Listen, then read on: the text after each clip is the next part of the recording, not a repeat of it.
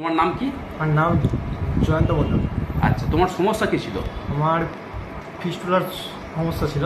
আচ্ছা, আমি এর আগে ফিস্টুলার যখন সমস্যাটা হয় আমি অ্যালোপ্যাথিক ডাক্তারের কাছে গিয়েছিলাম। সেখানে বলা হয় অপারেশন ছাড়া এর কোনো উপায় নেই।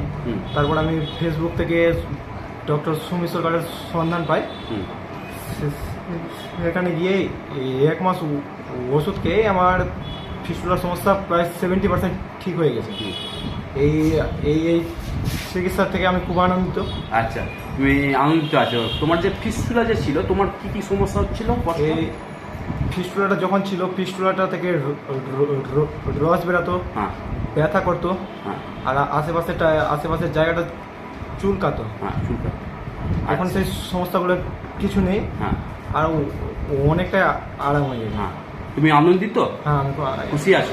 চিকিৎসা করে খুব ঠিক আছে, ধন্যবাদ তোমাকে।